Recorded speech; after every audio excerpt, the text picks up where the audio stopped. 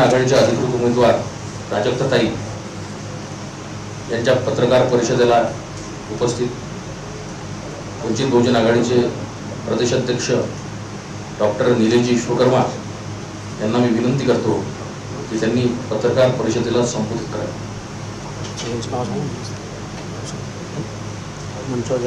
मंचावर उपस्थित तुम्ही स्वतः सांगा. आमचे ज्येष्ठ मार्गदर्शक आनंदराव जेंगडे, तसेच बाबारावजी गायकवाड, विद्वत सभेचे समन्वयक सिद्धार्थजी भोसले सर,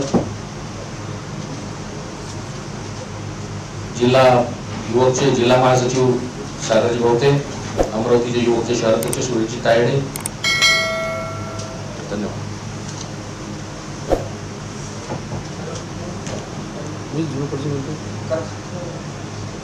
आपलं सर्वांचं स्वागत. खऱ्या अर्थानं निवडणूक लढणे हाच राजधर्म. वंचित आघाडी पक्ष म्हणून या राजधर्माला अनुसरून आज अमरावती लोकसभेत आमच्या उच्च शिक्षित उमेदवार प्राजक्ताजी आपल्यासमोर आहेत. या लोकसभेत सातत्यानं लोकांचे मतं घेऊन आणि कुठंतरी जे विकास काम व्हायला पाहिजे होती त्या या जिल्ह्यात झालेले नाही. मग ते विमानतळ असेल, उद्योगधंदे असतील, स्कायवॉक असतील, ज्या मोठे मोठे प्रचार ज्या लोकांनी केले आणि आज ते मागच्या वेळीचे अनेक धर्माची जी मतं घेऊन ज्या मतावर त्यांनी लोकसभा मिळवली त्यानंतर आज त्यांनी पक्षप्रवेश केलेला आहे. आज आमचा उमेदवार हा उच्च शिक्षित आहे, याच भूमीतला आहे आणि खऱ्या अर्थानं युवा आहे. म्हणून मोठ्या ताकदीनिशी या लोकसभेची चांगली कामं करण्याचं आमचं ध्येय आहे. पक्षाचं धोरण सध्या बाळासाहेब आंबेडकरांनी जे सांगितलं ते करून दाखवलेलं आहे. भंडारा गोंदियाला गजाननजी केवट ढिवस समाजाचे, गडचिरोली चिमूरला पांडुरंगजी मडावी यांना गोंड समाजाला उमेदवारी दिली. चंद्रपूर येथे राजेशजी बेले हे तेली समाजाचे उमेदवार दिले. वसंत राजारामजी मगर बुलढाण्याला हे माळी समाजाचे उमेदवार दिले. अकोला येथे स्वतः बाळासाहेब आंबेडकर आहेत. अमरावती येथे जे आमच्या उमेदवार आहेत प्राजक्ता तारकेश्वर पिल्लेवान या बुद्धिस्ट समाजाचे आहेत आणि वर्धा येथून प्राध्यापक राजेंद्र साळुंके मराठा समाजाचे आहेत. यवतमाळ वाशिम येथून बंजारा समाजाचे सुभाष खेमसिंग पवार दिलेले आहेत. सातत्यानं वंचित समुदायासाठी बाळासाहेब आंबेडकरचं जे धोरण आहे या तिकिटीमधून तुम्हाला दिसत आलं की या जेवढे राजकीय पक्ष आज फक्त मतांसाठी सांगतात की या समाजाने मतदान केलं पाहिजे, वंचित शोषित जे सत्तेपासून दूर राहिलेलं आहे त्या समुदायाला न्याय देण्याचं काम श्रद्धेय बाळासाहेब आंबेडकरांनी वंचित बहुजन आघाडीने दिलेलं आहे. अमरावती जिल्ह्याच्या 3 दिवसांनी झालेल्या मेळाव्यात सर्व जिल्ह्यांनी ठरवलं आणि तो ठराव करून राज्याकडे पाठवला आणि राज्याकडून ज्या समितीने नियुक्ती केली आहे त्या अनुषंगानं आपला उमेदवार आपल्या पुढे आहे. या पुढच्या काळात सातत्याने मीडिया आमच्यासोबत राहिलेली आहे. या लोकसभेत आपण ताकदीशी आमच्यासोबत राहावं आणि एक नवीन पर्याय लोकांना आपण वंचितच्या मध्ये देतोय एवढंच बोलतो. आपले प्रश्न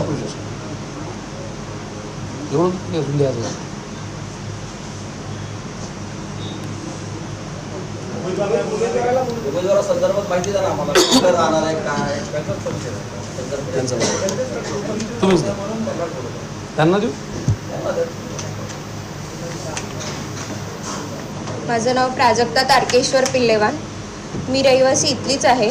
माझं शिक्षण तिवसा BSc ॲग्रिकल्चर लालासाहेब देशमुख इथून झालं आणि MSc मी बायोइन्फॉर्मॅटिक्स शिवाजी सायन्स कॉलेजमधनं केलं आणि सध्या मी इथलीच राहणारी आहे. अजून काही बोलायचं?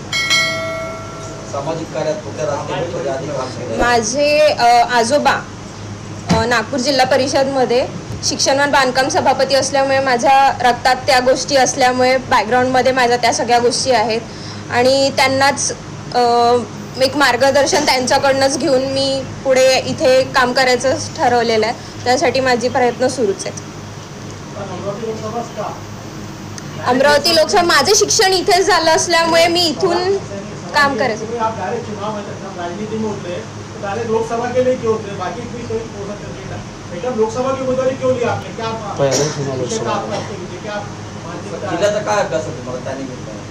सध्या मी ह्या सर्व प्रश्नांची उत्तरं तुम्हाला फॉर्म भरल्यानंतर देणार. सगळ्यांना मी दिलखुश सगळ्यांना उत्तरं देणार. मी इथलीच आहे त्यामुळे सगळे उत्तरं तुम्हाला मी चांगल्या प्रकारे दिलखुशप्रमाणे फॉर्म भरला की देणार. नाही, आता मी सध्या काहीच तुम्हाला कोणत्याच प्रकारचे उत्तर आतिशजी हिंदी साहेब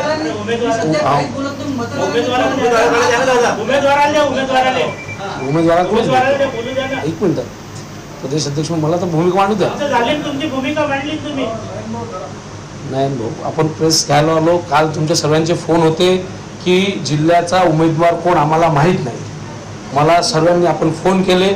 आपण सातत्याने मीडियासोबत राहतो, लोकांचे प्रश्न उचलतो आणि उमेदवार कोण आहे हा तुमच्यासमोर आलेला आहे. त्या 2 दिवसात तुम्हाला ते सांगताय. त्याच्या पुढचा प्रश्न धुंदी साहेबांचा होता की निश्चितच त्यांचं ध्येय धोरण ते तुम्हाला स्पष्ट करतील, प्रेस नोटच्या माध्यमातून देतील. आज एक तरुणी या संत गाडगे बाबा राष्ट्रसंत तुकडोजी महाराज यांच्या जिल्ह्यात कोणीतरी उभं राहिलं पाहिजे. साहेबांचा जो प्रश्न होता की लोकसभाच काय, ही निवडणूक आली, रिझर्व सीट होती, ती कॅसमध्ये बसते, पक्षाच्या सर्व निकषामध्ये बसली म्हणून त्यांना ती उमेदवारी देण्यात आली.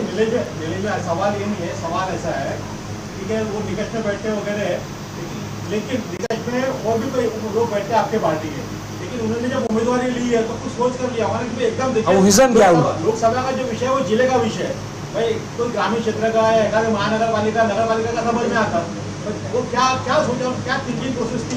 तुमच्या सर्व प्रश्नाचं एक एक उत्तर देईल आणि एकदम तुम्ही होऊ नका. तुमच्या समोर सर्व आम्ही मोठे झालो चळवळीतले. आज जवळपास तुमचा 20 वर्ष, ती पण एक आहे, तिचं जस्ट पास आउट आहे. त्यामुळे तुम्ही असे प्रश्न ते उत्तर द्यायला तयार आहे, सक्षम आहे, देईल ते उत्तर प्रत्येक गोष्टी. ते स्थानिकच आहे ना.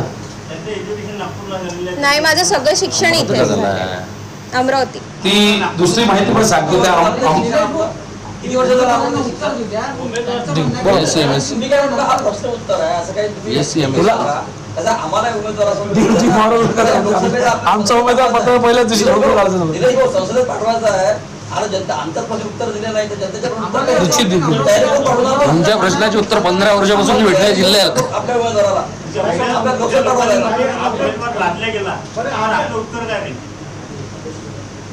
आपल्या आपने वंचित आघाड़ी वंचित आघाड़ी की कब से वंचित आघाड़ी में आणि वंचित आघाडीसाठी आपण म्हणजे ठीक आहे, बाकीच्या वंचित आघाडी कसं तुम्ही आंदोलन केले काही ते सामाजिक कार्य वंचितसाठी एखादं मोठं आंदोलनात तुम्ही सहभागी होता वंचितच्या ते सांगा ना आम्हाला. जिजाई वुमन ब्रिगेड म्हणून मी आहेच, काम करती आहेच. एक म्हणजे कॉलेज लेवलवर माझं काम चाललेलंच होतं आणि मी इथली पासआउट असल्यामुळे मला इथला 10 वर्षापासूनच मी राजकारण बघतीच आहे. त्यामुळे माझा इथे आवड असल्यामुळे मी त्याच्यात सहभाग मागील 1-1.5 वर्षापासून मी इथेच आहे. त्या 1-1.5 वर्षात किंवा 10 वर्षात कधी तुमचं नाव कुठेच आलेलं नाही. तुम्ही जे ब्रिगेड सांगता ते आमच्या काही इथल्या पत्रकाराच्या कोणत्या परिचयाची नाही की एखादं तुम्ही आंदोलन केलं असेल आणि त्या आंदोलनाच्या माध्यमातून तुम्ही कलेक्टरवर आले असेल. म्हणजे एखादं आंदोलन केलं तर लोकसभा लढता येते का? त्यांना विचारलं, तुम्हाला विचारलं, तुमची बारी नाही मला वेळ येईल, थांबा. नायनजी मला असं वाटतं की मी त्यांचं ऐका ना, दिलं ते उत्तर देईल. एक मिनिट, प्रेस मी बोलावले दादा माझं त्यांना उत्तर देऊ द्या ना तुम्ही. त्या पण तुमच्या प्रश्नाचं उत्तर माझ्याकडून ते सांगतोय की तुम्ही जे प्रश्न विचारतात, काल नवनीत राणा काल भाजपमध्ये गेली, पहिले तिकीट दिलं नंतर भाजपमध्ये गेले, पण आपण तिच्या विचार घेतले काय तुम्ही असं वाटतं कोणीतरी पाठवलं असं होऊन राहिलं. आज बोला कोणीतरी सांगितलं नाही मग तुम्ही प्रश्न विचारा. आजपर्यंत तुम्ही असे प्रश्न विचारले नाही. मी तुमच्यासोबत 20 वर्ष पडलो नाही. ग्रामीण भागात अशा चर्चा रंगू लागल्या आहेत की लोकसभा निवडणूक झाल्यावर आपण शिवसेनेच्या बड्या नेत्यासोबत विवाह बंधनात अडकणार आहे. ही गोष्ट खरी आहे का?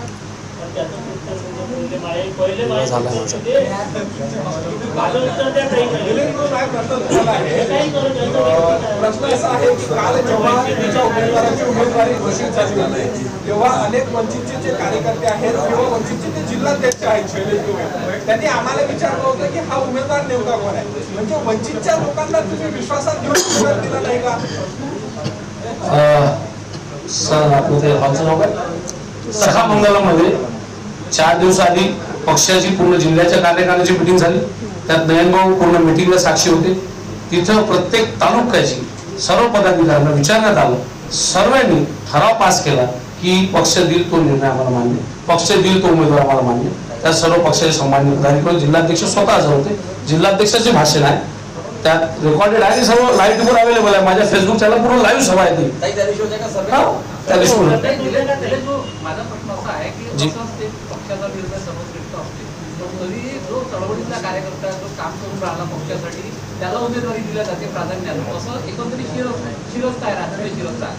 या मॅडम ज्या आहेत त्या उमेदवारी दिलं, यांची वंचित बहुजन आघाडीमध्ये आतापर्यंत काय भूमिका होती? त्यांनी कुठलं आंदोलन केलं किंवा त्यांनी स्थानिक पातळीवरच्या कुठल्या प्रश्नासाठी लढा दिला, एवढं सांगा. यस, मी सांगू त्या सांगतो. त्या सांगायला स्वागत आहे. ताई बोला. तसा तेवढा वेळ तुमचा आहे आणि त्या पण तयार होईल तुमच्या पठडीत. पहिला प्रश्न तुमचा जो आहे दादा की निश्चितच पक्षाचं एक ध्येय धोरण आहे. पक्षात जी प्रक्रिया असते त्या प्रक्रियेनुसार ठराव घेतला जातात, ती प्रक्रिया पळत जातात. या लोकसभेत 3 लोक इच्छुक होते. सिद्धार्थ भोजने इथे आहेत, शैलेश गवळी हे इच्छुक होते आणि पिल्लेवांजी इच्छुक होते. महाराष्ट्रात उमेदवार देताना सर्व जाती धर्माचे दिले, त्यात महिला एक उमेदवार द्यायचा होता आणि आम्ही आग्रह केला साहेबांना की अमरावती जिल्हा महिलांच्या राजकारणासाठी ओळखला जातो. इथे प्रतिभाताई पाटील होऊन गेल्या, जेवढे महिला खासदार उषाताई असतील चौधरी अनेक, आणि महिलांचा जिल्हा आज आमचे 2-3 आमदार आहेत. यशोमती ठाकूर आहेत, सुलभाताई खोडके आहे. मग एक महिलांनी युतीनी राजकारणाची नोंद त्याला म्हटलं ना खासदार म्हणून, तर खासदार ऑलरेडी 3 झाले, म्हणजे उषाताई झाल्या, रवळीजी झाल्या. तर एका युतीने राजकारणाची सुरुवात तिथून केली पाहिजे, हा आमचा आग्रह तिच्याकडे होता. युवा आघाडीमध्ये सोशल मीडियावर सातत्यानं काम करायचे, त्यांची स्वतःची एक संघटना आहे युवा ब्रिगेड, त्याची पण माहिती तुम्हाला भेटेल. आणि आजकाल सोशल मीडियाचा जमाना आहे, काम काय केलं हे त्याच्यावर सर्व माहीत पडतं. आणि हा उमेदवार सर्वांनी संमतीनेच आहे. आणि वंचित बहुजन आघाडी आपण पूर्ण महाराष्ट्रात जर बघाल, उमेदवार देताना सर्व जातींचे निकष, पक्षांचे निकष देऊन दिले जातात आणि कोणाचं मेरिट डिमेरिट नाही. आज काल मला मुद्दाम तो पुन्हा विषय आला म्हणून सांगतो, कालपर्यंत नवनीत राणा भाजपमध्ये बोंडेंची जिल्हाध्यक्ष प्रेस मी पाहिली, उमेदवार देणार नाही, पोटेंची प्रेस आम्ही बघितली. आज ते काल उमेदवार डिक्लेअर झाला, नंतर प्रवेश केला. तर निश्चितच असं होईल. तुमच्या महिला उमेदवार दिल्याचं स्वागतच आहे. हो, पण आता निवडणुकीला काही दिवस उरलेले आहेत. हा नवा चेहरा कुठपर्यंत पोहोचणार आहे? कारण अनेकांच्या रिव्हिजन सुद्धा झालेल्या आहेत. निश्चितच ज्यांच्याकडे ज्या ताकदीनिशी लोक सांगतात की पैशामध्ये पोहोचू शकतात, पण तुमच्या सर्वांच्या माहितीसाठी सांगतो, वंचित बहुजन आघाडीची सभा आपण बघितलेली आहे. पूर्ण जिल्ह्यात वंचित आघाडीचं पक्ष संघटन आहे. संघटनेचे तालुकाध्यक्ष आहेत, जिल्हा परिषद आहे, पंचायत बूथ एल जे आपण लिस्ट देतो बूथची विधान उमेदवार निवडणूक आयोगाला, ते पण आमच्या पोहोचलेले आहेत. पण वंचित आघाडीकडे वोटिंगच्या दिवसपर्यंतचा कार्यकर्ता आमचा BLA पर्यंत प्रमुख आमचा रेडी आहे. संघटनेच्या वर्षा वंचित आघाडीपर्यंत निवडून लागलेली संघटना आमची फार ताकदीन तयार. आणि मग ते मेळघाट असेल, अचलपूर असेल, दर्यापूर असेल, या ठिकाणी सर्व आम्ही मतदान घेतलेलं आहे. मागच्या वेळेस पण निवडणूक लढलेली आहे, यावेळेस आहे. आणि यावेळेस उलट नवीन ताकदीचे तरुण बाळासाहेब विश्वासू वंचित आघाडीसोबत आहे, त्यामुळे मतात फार मोठा फरक यावेळेस पडणार. त्यांचे आईचं काहीतरी प्रॉब्लेम झाला म्हणून ते आज आले. दुसरी जिल्हाध्यक्ष जे वर्धेला, मी त्यांना तिथं सोडून थांबलो. माझे या जिल्ह्यातले 5 तालुके, म्हणजे 2 विधानसभा, अर्धा जिल्हा तिकडे जातो वर्धे. आज वर्धेची प्रेस आहे, वर्धेला उमेदवार आहे. मी सकाळी जाऊन तिथून तुमच्या इथे आलो. प्राजक्ताताई, तुझं अभिनंदन. तुम्ही सगळ्यात कमी वयाच्या कदाचित उमेदवार असाल, पण मला असं काय आता जर तुम्ही या वंचितच्या आघाडीवर निवडून आल्या, खासदार झाले, तर पहिले 5 प्रश्न कुठले मांडणार जिल्ह्याचे संसदेमध्ये, ते जरा एकदा स्पष्ट आहे.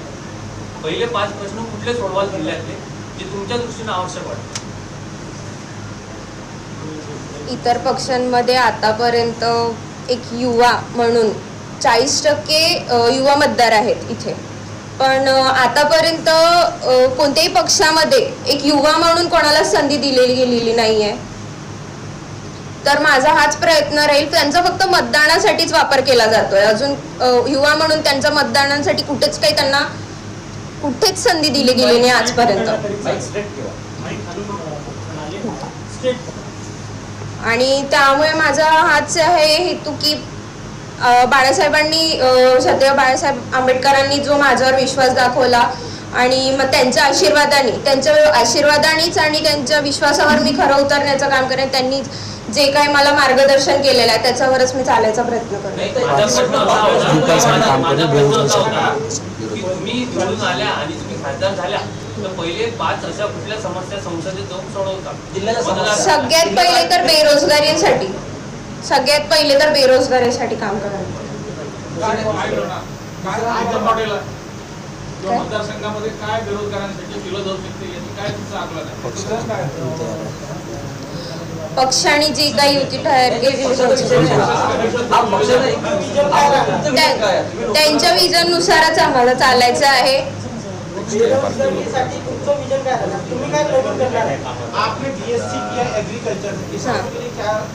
सर्व माझ्या पत्रकार बंधूंना एकच मी तुमचं सगळ्यांचं मत समजू शकतो. तुमची जी आपली चिकित्सक सवय आहे त्या चिकित्सक प्रश्न विचाराची ही आहे.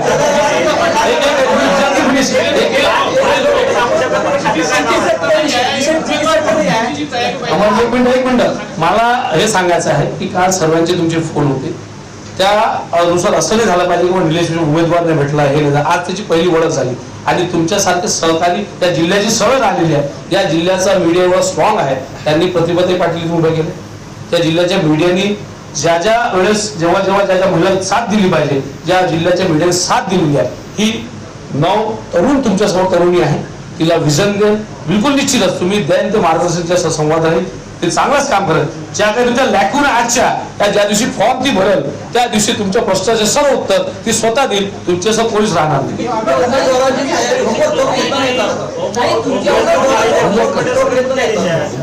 निश्चितच काही लॅकून असतील त्या दुरुस्त केले जाईल आणि शेवटी हा आपण निवडणुकीत पुढे जातोय त्यामुळे प्रत्येक गोष्टी प्रत्येकाला शिकायची आहे. तिची पहिली टर्म आहे आणि डायरेक्ट लोकसभा लढते त्यामुळे तुम्ही समजून घेतलं पाहिजे.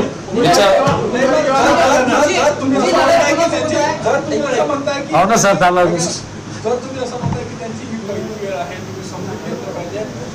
तुम्ही तिला त्यांना आम्ही समजून घेतलं पाहिजे असं तुम्ही म्हणताय तर अशा 9 सीटा उमेदवाराला लोक काय ऍक्सेप्ट करतात? ती जेव्हा लोकात जाईल तर निश्चितच आपली भूमिका तर ताकदीशी मानेल. उमेदवारी केव्हा दाखल करणार आहे? ते बिलकुल आपल्याला कळवण्यात येईल. जसं तिचं बाकीची माहिती दिली प्रेसची दिली त्यानिमित्त आज तुमचा परिचय करून देणं महत्वाचा होता. आणि निश्चितच बीजेपी सोबत काही प्रश्न त्यांना उत्तर तुमचा वंटून तुमच्या घरी पाठवू शेंडे साहेब. चला आभार माना. धन्यवाद सर्व आता वंटून द्या ना उत्तर. आभार मानतो. खूप खूप धन्यवाद. काही सांग